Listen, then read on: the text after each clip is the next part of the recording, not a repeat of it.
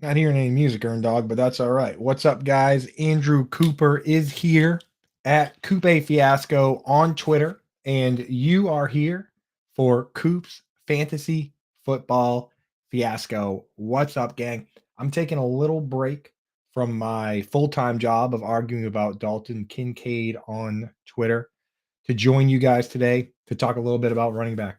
So far, we've done two episodes of this show, one wide receiver episode with Mike Fiella, one quarterback episode with the charitable Scott Fish. Today, we're covering the running back landscape. And to do that, I'm doing exactly what we've done in the past. I'm going to talk early about concepts, the elite guys. Then we're bringing in a legend to help with the mid rounds. Today will be Bob Harris, FF Diehards. My dog's excited. You can hear her in the background. And then I'll wrap it up with sleepers. So it's going to be a great show. Bear with me here with the dog going wild. I think there might be a delivery here. But let's get into some running back concepts to start it here, right? And the big issue that we run into with this position is that you can't really treat it the way you do other positions, right? I see people all the time, and I run into this with tight end. That's where I run into it the most is uh, people want to treat tight end the way they do wide receiver. They want to take the wide receiver and the yards per route run and just look at targets, just look at receptions. Man, that dog's driving me nuts right now. They want to just look at targets, just look at receptions, right? And the problem is there's more to the position with tight end. Wide receiver, honestly, it's easy. Like expected fantasy points, that all makes sense. With tight end, you have pass blocking, you have different roles. It doesn't quite translate.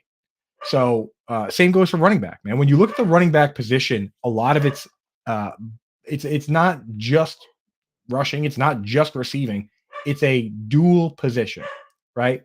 So the problem on top of that is you run into is the team is incredibly important as well. That's the big one. Hold on one second with this dog. Yeah, sorry about that, gang. The team is incredibly important as well.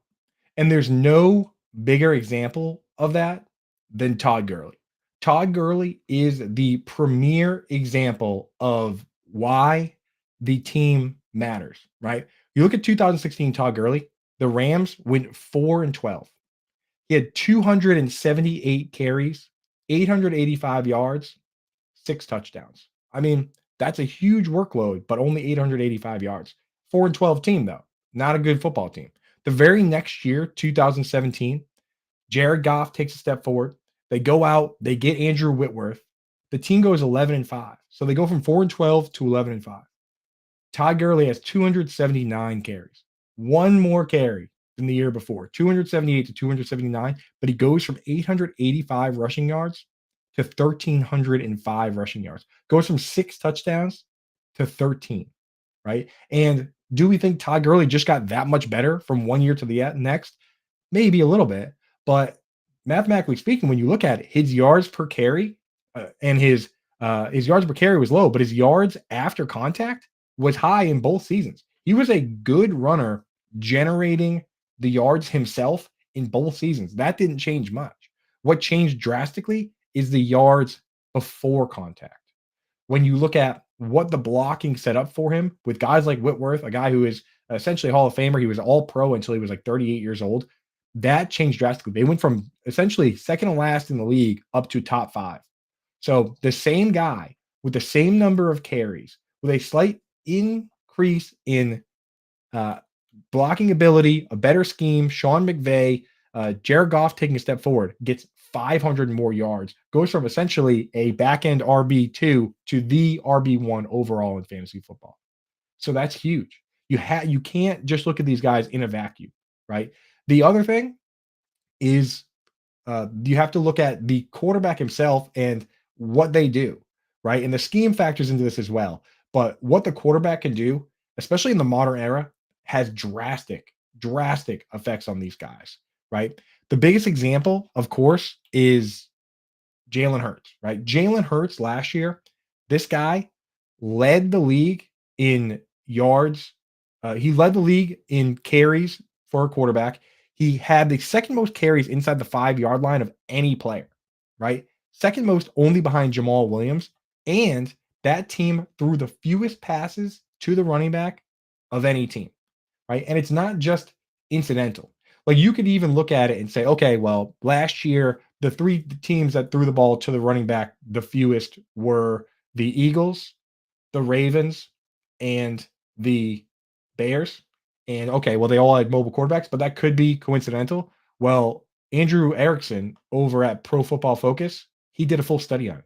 He's already done the research. That's the beauty of this industry, right? People come to me for tight end stuff.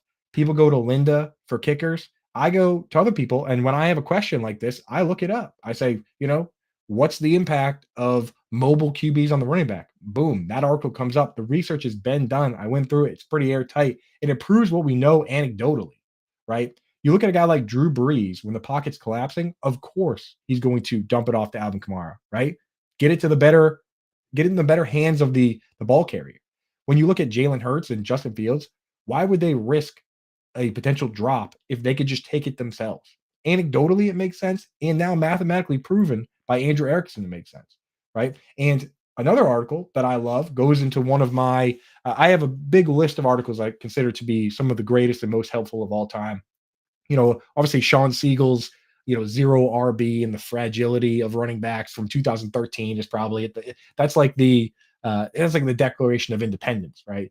But there's a ton of them. One of them by Scott Barrett that I love that he went out and did the math on pass catching backs, right? He went out and did the math. How much more valuable is a target than a carry? Not a reception, a target. And this study proved that in full PPR, a target is worth 2.74 times as much as a carry, right? Mathematically in stone. And in the study, he also proved that a target, even in standard, is worth 1.36 times as much. The targets are much more valuable than the carries across the board, right? So you have to take that all into effect. And with the mobile quarterbacks, you run into those issues, right? So the ideal situation for a running back is he's the lone back if possible. It's a high powered offense, one that's going to be scoring a lot, and they don't have a mobile quarterback to sap things from them, right? So, with all that in mind, that's enough philosophy for the time being. Let's get into some of these ADPs. And before we do that, just want to shout out the people in chat, dude. Thank you for joining us. I see you, Chester, 1912, Britt, Joe. Get your questions in if you want questions. Throw things in there. I'll try to hit them as best I can, but an hour, not a lot of time, especially when the dog's barking ruins the first like 10 minutes of the show, right? Unbelievable. So either way, we're through the concepts. Let's look at some ADPs, right? And for ADP, I personally, at this time of year especially, once you get farther in and closer to August or deeper in August, you maybe want to look at the platform you're drafting on. Personally, what I do is I look at the platform that I draft on and a platform where the experts are already drafting. That's FFPC, right? They have leagues from $5 all the way up to $5,000 entry. The main event is $2,000 where you win $1 million if you win. Like these are very, very serious fantasy gamers. So I look at the ADP over there. If you want to play in those games, go to myffpc.com, use promo code ALARM, and they'll match $25 if you deposit over 35. I love playing over there. There's a lot of great games, especially I do the $2,000 one every year just because I'm a sicko.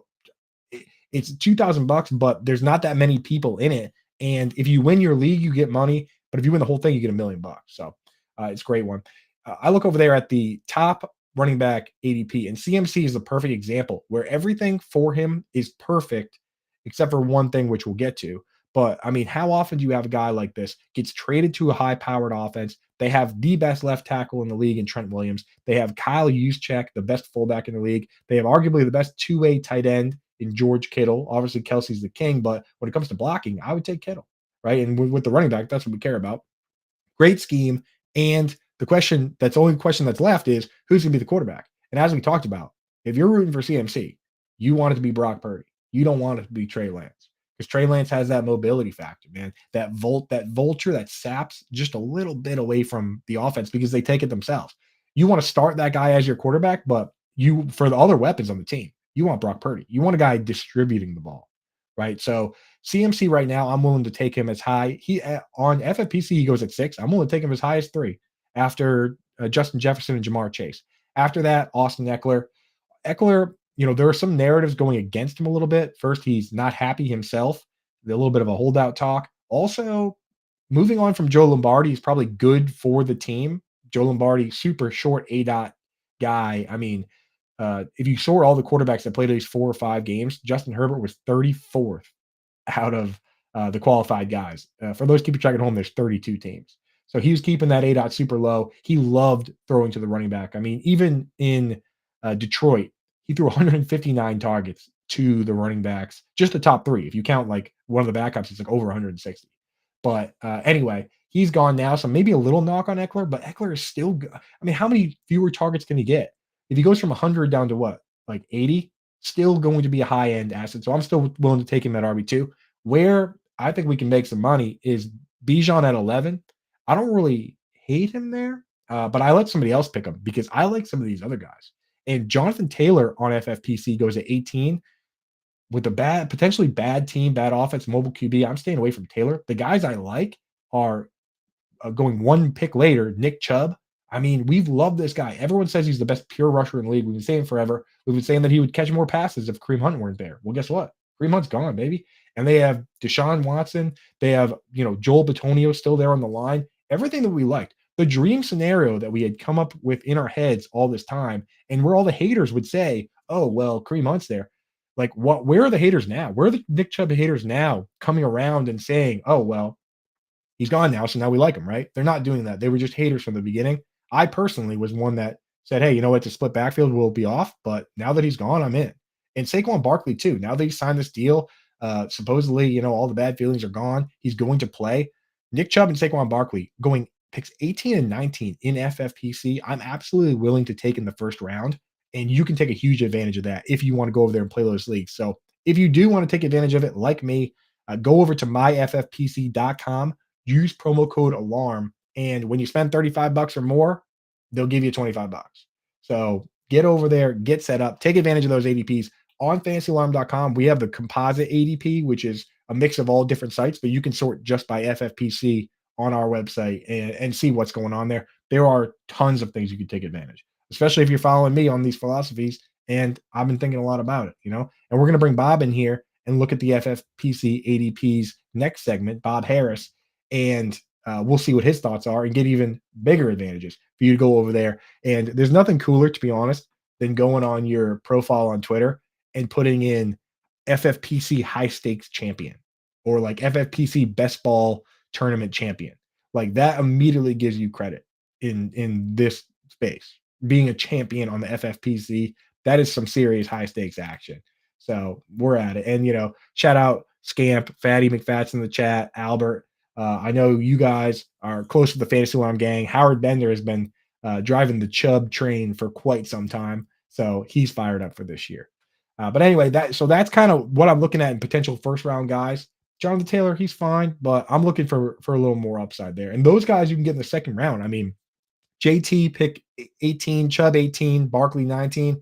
Anytime second round, that's a smash pick for me. And then there's what I'll do is I'll round out the top 10 here. I don't want to give Bob too many easy buckets. He's too good of an analyst for us to waste his time talking about studs, right? And I don't want to give him the sleepers either. I'm going to take those for myself at the end. We're going to have him sludge his way through the tough part.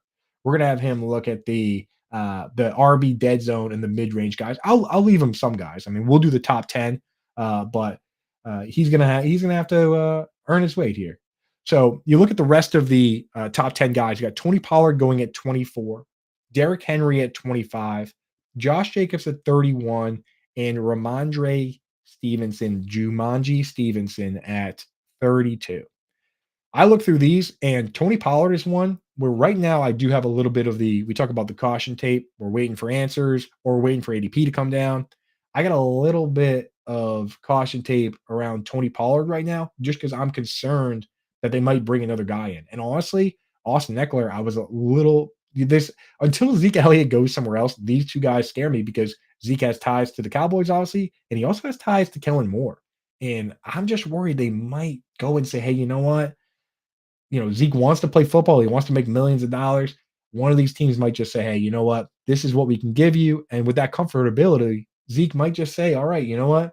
If it's, you know, 4 million to play with a team I'm familiar with, or 5 million or 4.5 million to go deal with a brand new situation, I could see him going there. So Pollard, uh, worried about him now. If we get to the season and they're committed to just using him and Malik Davis, whoever, move Pollard up.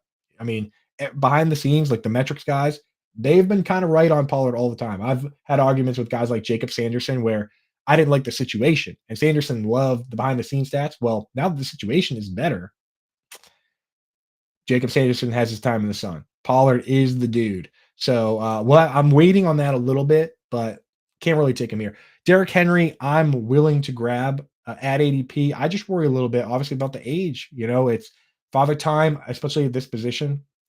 He's undefeated. So you do have to worry about that. And also, he took a step forward in pass catching last year, but how high can that really go? Like, he's not all of a sudden going to be Matt Forte, right? When we say a step forward for him, we're talking maybe 40, 50 targets, receptions, which is great. I mean, he would be a stud doing that, but there's obviously concerns there. The two guys that I really like in this range are the ones going 9 and 10. That's Josh Jacobs and Ramondre Stevenson.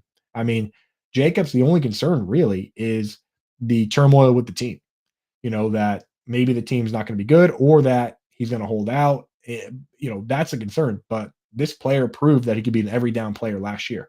No one got a bigger workload. No one got more high leverage plays than he did. When I say high leverage, I'm talking about when it's crunch time. If there's a pass interference in the end zone, who goes down to score that touchdown, right? If it's 2-minute drill, who's out there getting all the targets? Who's out there being trusted on third down?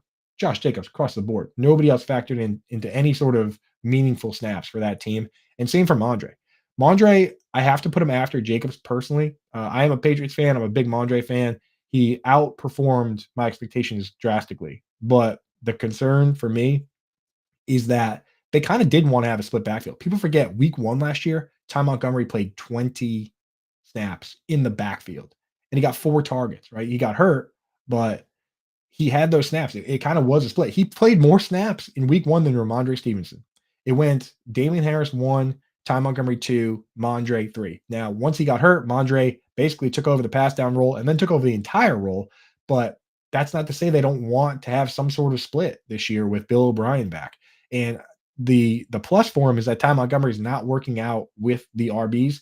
They don't even have him wearing that helmet that RBs have to wear. He's literally wearing a different helmet, working out with the wide receivers. But there's other guys that could potentially factor in, one of which we might talk about in the sleeper section. That's a little bit of a teaser for you there. So that's the top 10 group there. What we're going to do now is we're going to hear real quick from our friends over at FFPC, and then we're bringing on Bob Harris to sort out the jungle that is the mid-range running backs all the way through the dead zone. Ooh. So let's hear from FFPC, and then we'll bring Bob in here to sort out the tough part. Kendre Miller fan. He's running back 46 in the Fantasy Pros Championship right now at the end of the 11th round. I want you to talk a little bit about him from both standpoints. Number one, from redraft. He's in the backfield, same backfield as Alvin Kamara, who we talked about in the first hour, and then obviously Jamal Williams. But as far as dynasty goes too, what should you be doing now if you're a dunce like me and missed on Miller? What kind of offers should you be making for Kendre Miller in your dynasty leagues right now? Well, the problem now is the news worked against you, right? In the sense that you know that there's a suspension looming. We don't know what that suspension is. So do you try to go after him prior to the suspension, or do you wait to see how long it is? Mm-hmm. Right? Because the higher the suspension is, the more expensive Kendre is going to be. It gives him an opportunity. We saw Kamara, you don't have to go farther than New Orleans. We saw Kamara take advantage. I remember they brought in Adrian Peterson. They had, what's his name? Mark Ingram. Yep. Right? And then they brought in Kamara, and everyone's like, there's no way Kamara's going to be relevant year 1. And he smashed because talent comes through. These teams want to win now. They're going to put the best players out there. Kendre Miller comes off of a 1,400-yard season. Like, one thing for me, bulky in fantasy, is if you showed me you did it, I'm going to believe you. Mm-hmm. This whole upside thing where you've never done it, I'm over all of that. Like, tight end position I talk about often, that's why I don't invest in rookie tight ends. I'll pay the price for a Kelsey. I'll pay for a Kittle when I know they're going to smash for me, right? Running back, you're looking for talent. You're looking for proven. This guy's proved it. And progression. You look at his career in college, he's progressed every year in the receiving game, in the rushing game. There's something about when you watch him play, and sometimes it's not, I don't have a great stat for you or anything, but there's certain guys when I see him play, something kind of, and he's one of the guys when I started watching his tape and just seeing what he can do. I think he can be an all-around workhorse. He had 224 touches in his last season in college. So look, we talk about New Orleans. We don't know what this offense is going to look like. They have a new quarterback. They have everything, a whole new situation there. He could come in with Kamara out and just take over that backfield right away. What's up, gang? We are back, baby. And I know, I want to get my concepts out. You guys didn't come here for that, though. You didn't come here to hear my dog Lufa barking in the background. As Mike, Daddy's Home in the chat, points out, he says, I'm only here for Bob Harris, to be honest. And I think that's fair. Bob is an absolute legend in the industry. Literally, Fantasy Sports Writer Association Hall of Fame, which is a beautiful thing that you can be in the Hall of Fame in this industry, but still be in your prime, right? They don't make you retire and wait 5 years, right, Bob? You're too kind. So without further ado, Bob Harris, man, FF Diehards, what's up, man? How you doing? I'm doing great. And by the way, my cat is almost certain to make an appearance. He's howling at me from the top of the stairways right now. So prepare yourself. One of those shows today, man. It's raining cats and dogs. Cats and dogs living together, Bob. That's what we got going on today, man. So yeah, and I'm only here from Mike Fiala, by the way. So, that's right. I'm here for you, Coop. Happy to be on this fine program. Congratulations on this. It's fantastic. Look at this. Cheers, man. Thank you. Yeah, I did have to run it by Mike first before I had Mike on as the first guest, and ever since then he's had some comment about every guest that comes in. Mike, so apparently he's now the bouncer. Fantastic guest. He's a fantastic guest in his own right. Great guy. Love him. He is. Yeah, I listened to him on your show, man. That was excellent programming. So. Enough talking about how awesome you are and how your smile lights up every show you're on. Let's talk about running backs. Let's get in there. Let me get your general philosophy first before we hit some ADPs and stuff. Are you, because there's basically three camps. There's the I'll never draft a running back ever in my life, and you can't make me best ball crew. And then there's the old school robust RB, like still 2007, every top 15 pick should all be running backs. And then there's the people that are kind of like water, saying I'll just take value when it comes to me. Which would you skew to either? It's too easy to say you're like water. So which of those first two camps would you skew more towards if you had to pick one? If I had to pick one, I mean, it's a little bit old school. It'd be a hero running back kind of setup. But honestly, I think the correct answer is water, and it should always be the correct answer. Every draft is unique and different, right? And you're going into them, and I'll just start out by stipulating I'm in a lot of drafts. So are you, right? We're in 100 plus drafts right now, best ball, deep easily. So we have the benefit of trying a variety of approaches and seeing which ones work best as we get closer to the leagues that matter most to us. And I think it's a good approach to be like water, to test all these theories and see which one works for you and what you feel comfortable with. I just got a new one that kind of is apropos, or not a new one, but I talked to Curtis Patrick from RotoViz last week, and he was talking about focusing, getting like your going hero wide receiver, then getting your quarterback, maybe getting your tight end, and then hammering that dead zone of running backs before you 2-3 picks in a row. And I'm trying that, and I'm liking it a lot. And then you cash in. There seems like every year there's a lot of wide receivers, right? That if it goes the right way, you could have some great picks in the later rounds, right? I mean, we see a lot of wide receiver ones going into double-digit rounds for teams, right? And I get it; it's not ideal, but it's not like it's impossible for them to overcome a bad offense. Easier for running backs to overcome a bad offense because they tend to get just super heavy volume. Yeah, I think the perception out there is that, if it's a lousy offense, the running back isn't going to do right. No, it's when the defense is lousy, the running back isn't going to do great. So lousy offenses with good defenses, plenty of running backs there. So I'm not buying into the dead zone thing. I think there's lots of life in the dead zone. So happy to dive in. Perfect. I'm glad you just have been talking about this. You've been dabbling in this range, right? And I just love that we have all these new labels that we can use to come up with different strategies. Sure. Somebody the other day they said to me, double hero RB.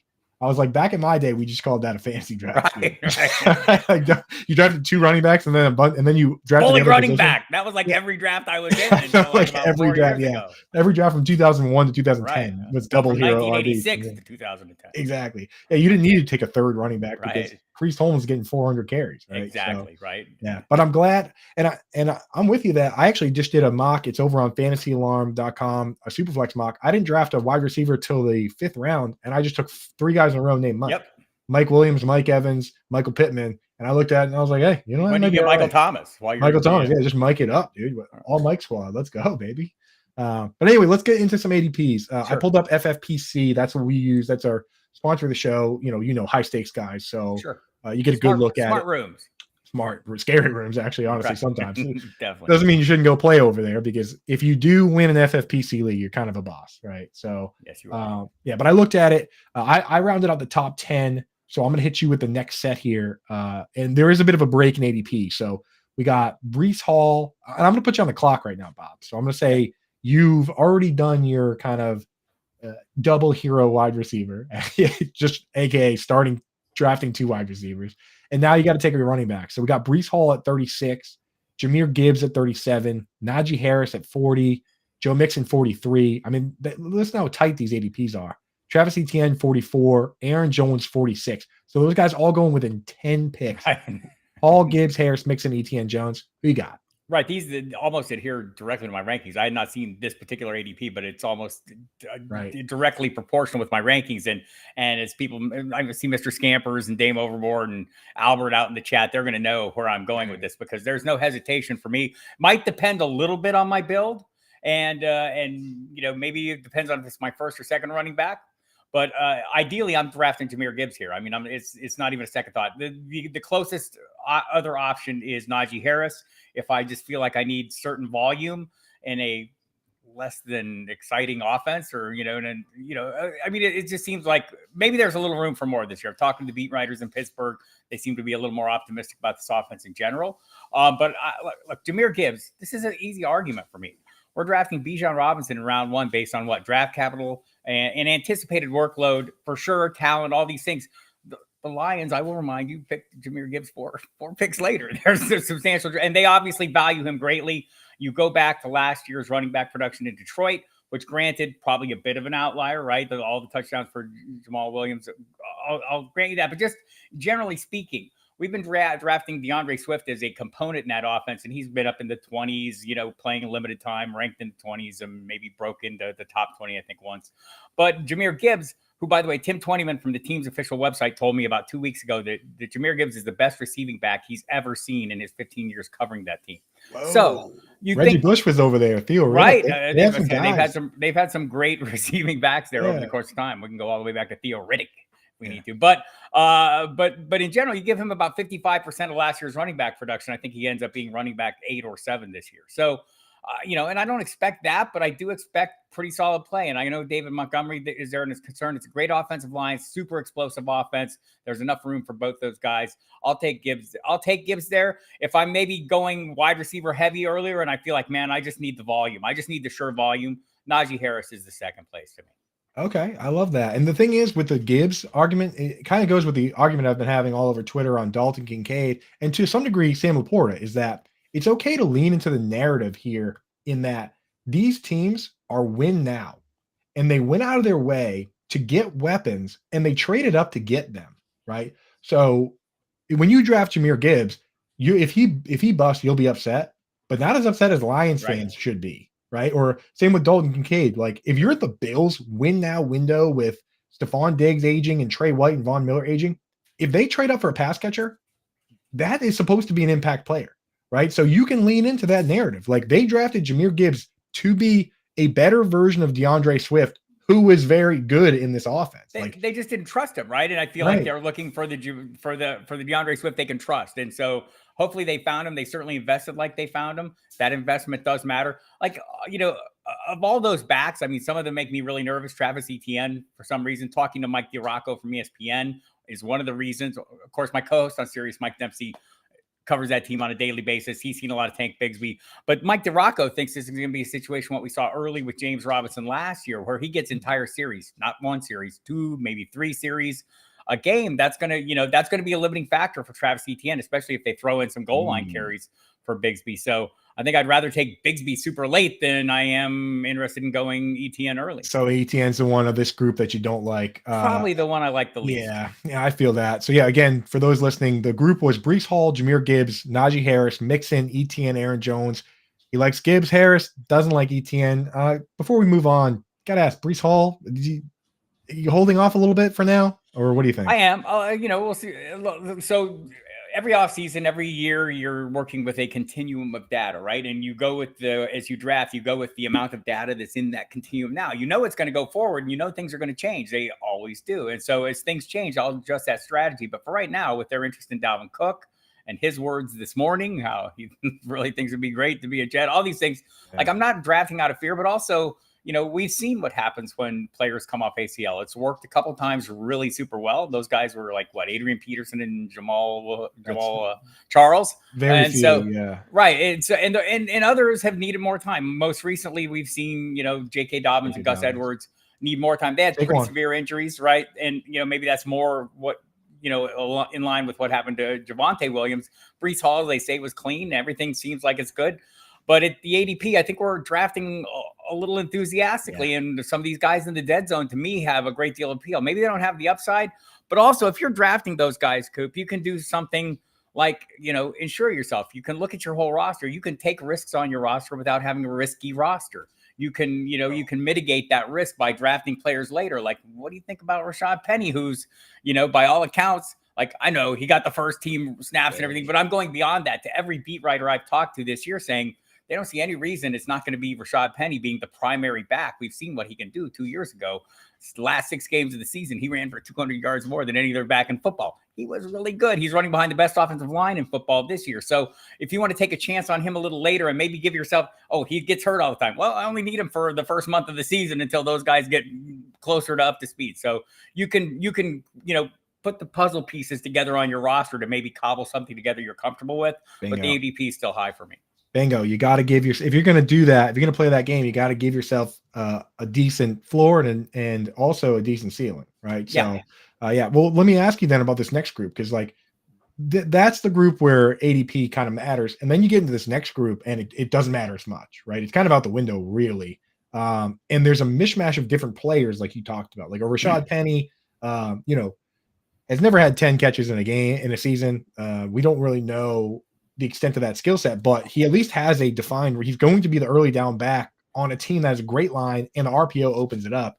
Right. Do you personally, do you care as much about having to get shooting for upside with bell cows in this next range, or do you kind of play it safe with guys that have defined roles and you're not going to get a 0, or does it really depend who you've taken already and you're just kind of looking for a balance? Mr. Scamper calling to the hyper cobbled running back theory. I like this. I'm laying claim to that, Scampers. Scampers are best. So, look, I think it depends on how you're building your roster, right? There may be times where you take the chances with some of these players. I'm generally going for volume, though. Volume is the primordial sludge from which fantasy points rise, right? That's it. Nothing happens without touches, right? And so I'm hoping to get those. And by the way, you look at Rashad Penny doesn't catch a lot of passes. DeAndre Swift does. Also, the Philadelphia Eagles do not throw many passes to their running backs. So I'm not that worried about it. I'm more interested in places where maybe they will in this case, maybe in Carolina. Talked to a beat writer there last night who thinks, we're going to see Miles Sanders approach that 50 catch totally out as a rookie and, as a safety valve kind of player. So those are the kind of player I'm chasing volume at this point. And maybe a little bit of past success doesn't hurt me a little bit, right? I mean, you get that, like, if I recall correctly, Cam Akers from weeks 12 or 13 through weeks 18 was a top 5 fantasy running back running behind one of the worst offensive lines I've ever seen in my life. Back to back 100-yard rushing games in the season. Yeah. Right. So let me hit you with some names here, if you don't mind. You said Miles Sanders already. I love Miles Sanders. Like, I should have like a thing in my office here when somebody says they like Miles Sanders that I just like pull it and the streamers come down and the balloons, because I love Miles Sanders. And the thing is, there's some people that I really respect that are not in. Like, I talked to like JJ, Zach Reason. He's not in, and his arguments make a lot of sense, right? They do. And that's the beauty about this is that we could probably all make arguments for and against players, and the day that we all have all the answers, we won't have a game to play. So right. I mean, I like it better this way. Right, I do. JJ makes a really strong argument for Rachaad White, who's in this group, yes. I'm sure, as well. You know, and I would make the same arguments for Sanders, right? So, I mean, it is open to interpretation for sure. So we've got in this range, and I'm not even going to list the ADPs because it truly doesn't matter when you get here because they go all over the place. The ranges become wide. So it's Kenneth Walker, J.K. Dobbins, Miles Sanders, Alexander Madison, Cam Akers, you mentioned, Dameon Pierce, Rachaad White, DeAndre Swift is in here, James Conner, Dalvin Cook, David Montgomery, Isaiah Pacheco. I mean, when you go through that list, you mentioned Dobbins as a guy that could, you mentioned Miles Sanders as a guy that could be like every down type guy, Cam Akers, Rachaad White. Is there anybody else on that list that you look at and say, hey, you know what? Why can't this guy get all the high leverage touches on his team? So I have an addiction to James Conner. I don't know that there is a cure for it. I can't get away from it. I don't know what else this offense is going to do. Colt McCoy is like serviceable, right? And he'll be Clayton Tune. I want Clayton Tune. Clayton Tune. It might happen, but it's entirely possible. But either way, I mean, thinking this team's going to lean heavily, and I know what the complaint is, and I feel the complaint. It's he's got to stay healthy. Okay. Yeah. So does every other player in the NFL. I'm injury agnostic. I'm not afraid of players who have been hurt in the past as long as it's not a chronic injury. Chronically injured and chronic injuries are different things, people. And so if it's not a chronic injury, it's a collision sport. Guys are going to get hurt. I know people, Michael Fabiano will irritate me endlessly with hurt players stay hurt and all that. I just don't buy it, man. It happens, but it's because they're busy. And it's a two-edged sword of fantasy football, right? You need volume. Injuries come from volume. The more opportunities, the more times you are handling the football, the more hits you take, the more likely we are to get hurt. So I like Conner a lot in that range. I love Akers. Akers would be my top in that range for right now because I think with Matthew Stafford back, that offense has some chance for growth. I haven't been as keen on Alexander Madison because the Vikings throw 65% of the time. And then we saw the article yesterday, Ben Gessling from the Minneapolis Star Tribune suggested we're going to see a mix of guys in there. So I'm kind of down, but the Evan Silva video I saw floating through my Twitter timeline, or is it X? I don't know anymore. I'm old. Yeah. I saw an Evan Silva video and I just started going, God dang, man, he's making some sense. I'm probably going to have to get a few more shares of Madison. I am, and the volume is going to be there, I think, but it's just this is a pass-first offense. So like him, don't love him, but starting by him. Dameon Pierce, I think, is going to be very busy. Talked to Aaron Wilson last night covers the Texans closely. He is not worried in the least about Devin Singletary. He thinks Pierce is totally guy. I'm okay with Rachaad White. I think for the reasons JJ argued a couple weeks ago, just the volume, the receiving volume is going to be something there. Not in on Swift. Not as in on David Montgomery. I think he'll be okay. Yeah. I'm fine with Pacheco, but I think those guys are at the tail end. I think the pieces I like best of this group are Sanders. I mean, I'm okay with Kenneth Walker in this range. I'm not much interested in J.K. Dobbins right now until I get a little certainty, but Akers is probably the top of this or near the top of this list for me. Yeah. So the Kenneth Walker thing is, I was like, so immediately when they drafted Charbonnet, I was like, I'm out. I'm done. But then I remembered that this team, the same coach drafted Rashad Penny in the first round. Right. And then Chris Carson got every single snap. So this is the history of Pete Carroll, right? He has a running back that he loves. He drafts another running back and invests highly. But the guy that's there, the incumbent, plays until he's hurt. Penny, then Walker, now Charbonnet. So assuming Walker stays healthy, look, he's a capable big play threat with the ball in his hand. So I'm fine drafting him. I just don't see much competition for a guy like Akers. You're going to have to draft Walker earlier, and I'm fine depending on how your draft plays out doing that. But I'd rather wait a little bit and go with Akers or one of these other guys on this same list. It's a great list, by the way, Andrew. Well done.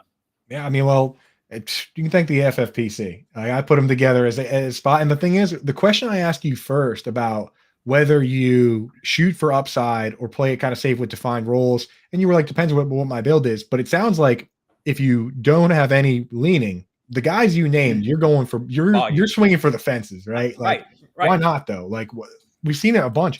And the thing is, in the modern NFL, it's not like it used to be where, to some degree, teams that are clearly in a bridgie or tanking, they're willing just to ride one guy on the ground. Absolutely. We saw it with Dameon Pierce. We saw it with James Robinson, right? Like, right. And expect to see it this year with guys like Tony Pollard, Jeez. who I know the Cowboys have talked. You were talking about previously. The Cowboys have said we like to limit him. Don't expect a lot of limitations this year. He's a 1-year rental car. They're going to drive the wheels off him and see where it ends up going forward. And so I just think that's the approach. And also, you know this, Andrew. Everyone out in the chat knows this. Nobody remembers who came in second place, man.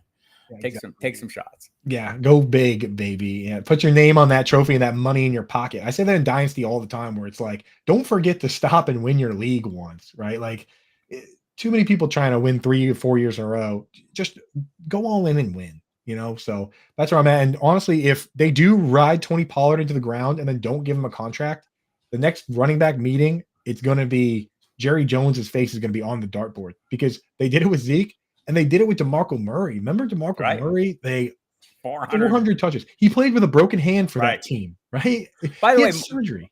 Marcus Mosher from Locked On Cowboys podcast was on my show last night. He expects the DeMarco Murray treatment for Tony Pollard this year. Classic, dude. Yeah, classic. All right, before I get you out of here, I want to ask you, this is a very serious show, Bob, despite the dog barking early on. Not going to make it easy on my guests, man. I got to give you one more tough one.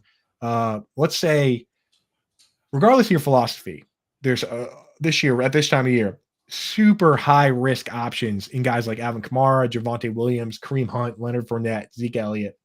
Let's say you went out and you did your kind of safe thing, like the hyper cobbled RB strategy that Scampers mentioned in the chat. You've already got your safe guys, and you just need to take one last swing for the fences here. One of those guys, who you got to take?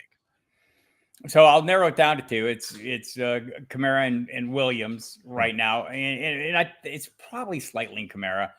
Talking to Catherine Terrell from ESPN, she almost sold me on this. I was a little bit reluctant. Look, and we don't know what's going to happen. Hopefully, we find out before the season. But she's expecting more of a return to the Kamara role, more heavily targeted. I don't know if that's going to be an 80 catch a year Kamara. I think that guy left with Drew Brees, but I don't know if the future quarterback there is going to be throwing 28% of his targets to running backs. But that's my lean. I think Alvin Kamara is still a very good back. Hasn't been in a good situation.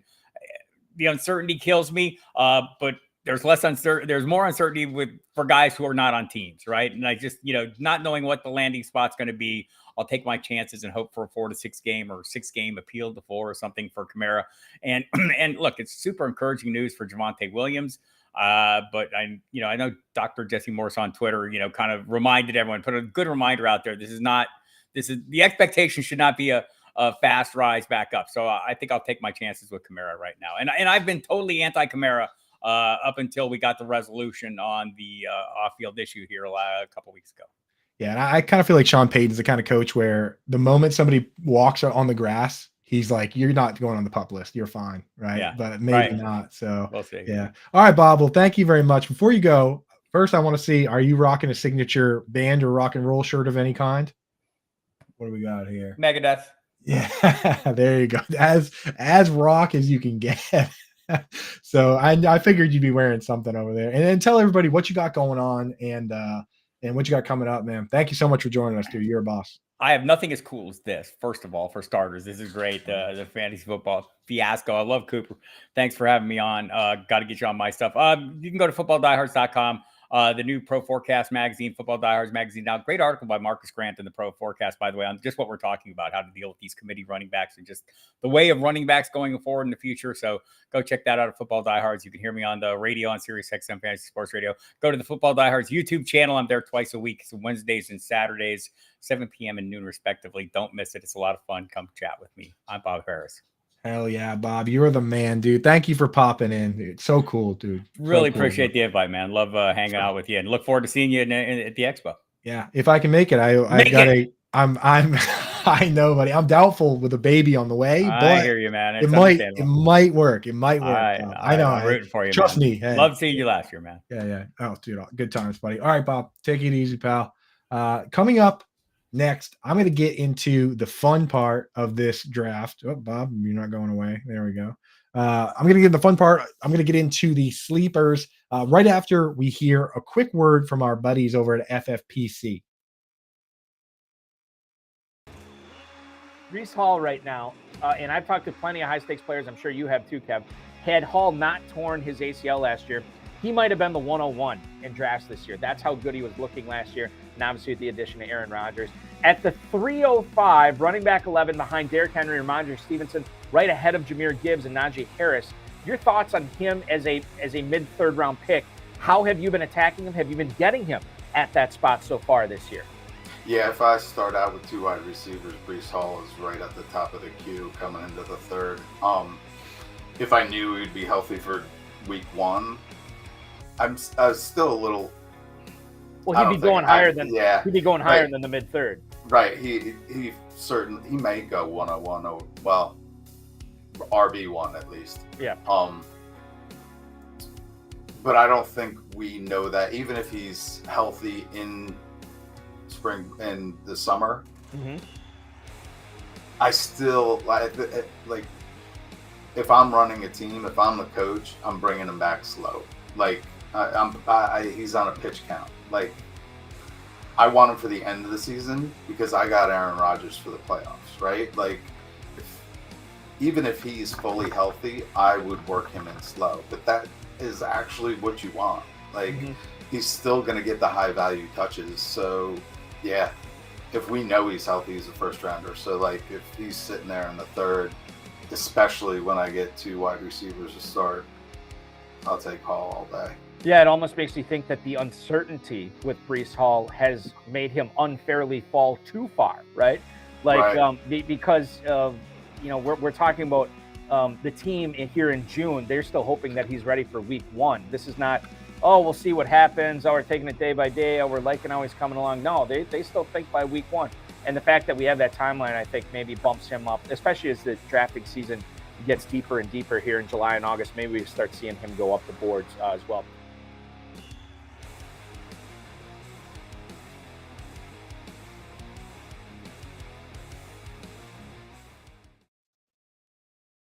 What's up, guys? We are back. Bob Harris had to take off. He helped us with the hardest part of this draft, which is the middle rounds. Did want to have him hang around for the concepts here. That's the thing about this show is we're doing concepts that make you a better fantasy gamer.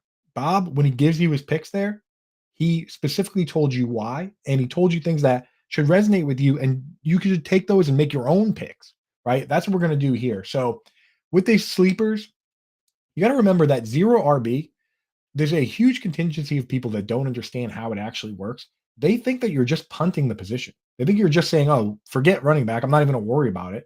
You actually need to know more about running back if you go 0 RB. You need to be a running back expert. You need to be fully plugged in. If you don't want to deal with running back, draft them early. That's what you do if you actually want to punt the position and not worry about it. Draft running backs early. That way you don't have to think about, who the handcuff pluses are and who the sleepers are and who the rookies are. That's the real situation here. And when you get into these late round guys, as Bob kind of pointed out, you need to have a balance of somebody you can start early on versus high upside lottery tickets, right? But with some of these guys, you can actually just find guys that can outright start for you all year and be studs. So I'm going to give you some examples of those here. And how we find them is really lean into the narratives of who does what now. In these later rounds, all the backfields are split. Like there's no more bell cows. We talked about them all. James Conner's probably the last one coming off the board, but they're all split to some degree. So know who's going to be the running down guy, who's going to be the pass down guy, and then look at the narrative of that team. Running in the NFL is the luxury of the winning team. When you're a team winning 4 games, 5 games, you're not running the clock out. You're not getting all those extra garbage time carries and touches that the star teams are. So if you have a bad team, typically you don't want to go for the running down back if it's split. Vice versa, if you have a bad team, go for the pass down back, right? They're going to need to throw more. Their back's going to be on the ropes. They're going to have more of those situations where they're down by 1-2 scores, where guys like Josh Jacobs 8 last year, guys like Austin Eckler, even in those situations, he got a ton of targets, right? So that's what we're looking at. I'll give you a couple examples now. Just in terms of the different roles, the Patriots are a great example because in 2016, they went 14-2. The team was awesome. LeGarrette Blount was on easy street. He scored 18 touchdowns, right? And he only had 7 receptions because it was a split backfield, but who cares? 18 touchdowns, that's an RB1. Now, 2 years later, in 2018, same Patriots team, They lost Julian Edelman. They lost Rob Gronkowski. They had their back against the ropes. They, for the Patriots at the time, only 11 games is a terrible season. And in that season, James White got 123 targets. He finished as RB7. These are basically the same backfields, right? James White was on the team in 2016, but different circumstances led to different guys being fantasy relevant, right? So that's not the only way to break it down, good versus bad. It'd be very simple and easy if it was, but that's one way to look at it and use narratives to your example. So before we get out of here, what I'm going to do is I'm going to look at some ADPs again from FFPC. We talk about how these guys are sharp. So I don't want to be giving you ADPs from some other site where it's easy to find sleepers and, it's kind of a joke. These guys take it very seriously. The buy-ins, $2,000 for the main event, up to $5,000 for the big ones, or you could play for as little as $5. If you want to get signed up over there, go to myffpc.com, use promo code ALARM. If you deposit over $35, they'll just give you 25. So pretty good deal. I look at the ADPs over there, and these are some guys I like going well outside the RB2 range. So the RB2s are the top 24 running backs. I look at pick 31, RB31, pick 92, James Cook. Man, James Cook was a guy originally I looked at and I said, oh, mobile QB. They brought in Damian Harris. I'm out. The more I've been researching and looking at this and listening to what people are saying about this player, I'm now in on James Cook.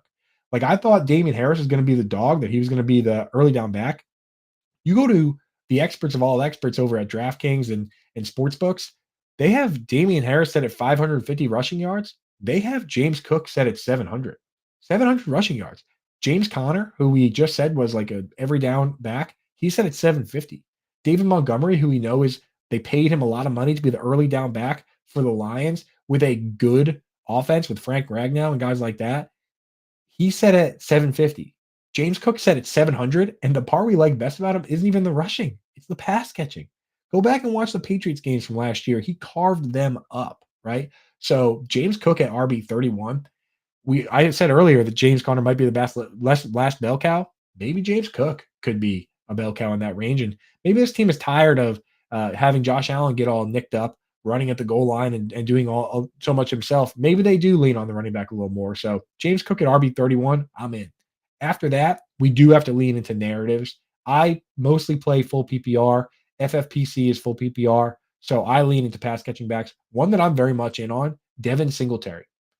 ADP 145, RB40. And the problem there is that historically with the Bills, Singletary got he got the deployment, but not the usage. They didn't dump it down to him. They didn't really have a great line, but he still ran the 5th most routes of any running back last year. Like he was being used in that capacity. Great pass blocker. And Damian Pierce graded outside the top 20 backs on Pro Football Focus in pass blocking. And now people say to me, oh, who cares about Pro Football Focus? Well, Bobby Slowick, the offensive coordinator for the Texans, worked for Pro Football Focus for 3 years. So he probably knows a little bit about what goes into those formulas. He probably does care a little bit. And that's probably why they brought in Devin Singletary. Now, no one's saying Damian Pierce is a bad runner. That's the misconception, is that if you like Singletary, you have to say Damian Pierce isn't a good runner. He's a great runner. But so was Jordan Howard. So was Jeremy Hill. So was Alfred Morris. If you're the early down back on a team, you need that team to be a good offense to get the volume you need, the touchdowns we need. And this team is expected to be one of the worst teams in the league. So I could easily see Singletary playing on pass downs. I could see him taking the entire 2-minute drill, which in 2-minute drill, you have to know all the audibles. You have to know all the pass blocking schemes. You have to be able to work on the fly. If one of those things you aren't good at, you don't get that role. That's why Antonio Gibson never got that role and J.D. McKissic got it. That's why Joe Mixon didn't get it over Gio Bernard. That's why Philip Lindsay could have back-to-back 1,000-yard seasons rushing, but never caught on, because it's a totally different skill. And Devin Singletary is a vet that's great with that skill, and I think he's going to have a pretty good role in that aspect. The last one, he's a guy I alluded to in the top of the hour. If you were here for the first part, here is the foreshadowing that I was talking about with Ramondre Stevenson. Stevenson, we love. We like him at ADP. I think that even if the backfield is partially split, he's still going to be a great player. Every backfield is split to some degree. No back really plays more than 80% of the snaps. So somebody's got to play some, right? The Patriots could use split backs the way they did last time Bill O'Brien was there in 2011, right? Going all the way back to Corey Dillon and Kevin Falk, right? Danny Woodhead, James White.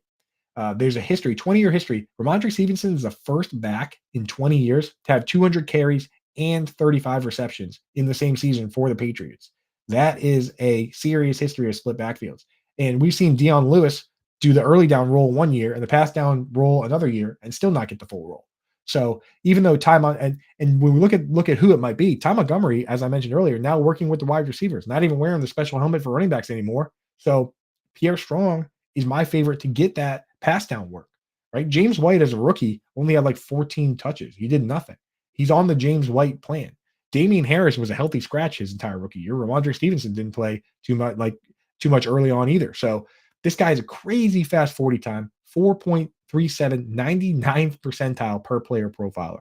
So Pierre Strong at pick 214, easy pick for me. Devin Singletary, 145, rock solid. James Cook at 92, I'm willing to do it.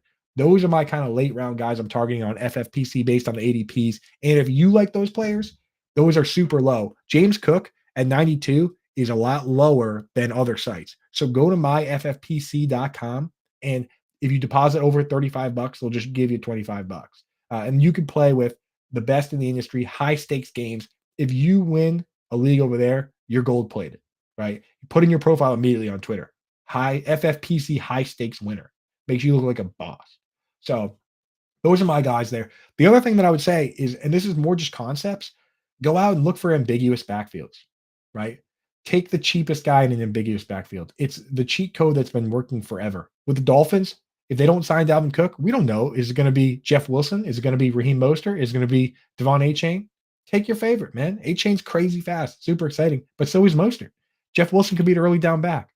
The Bears, they have a mobile QB. The Eagles, they have a mobile QB. Don't really love it, but there's value to be had there, as Bob Harris pointed out earlier. Rashad Penny, why can't he score a bunch of touchdowns? Miles Sanders scored 13, right? I look at the Vikings. He mentioned Alexander Madison. People like Ty Chandler. Dwayne McBride is a bulldozer.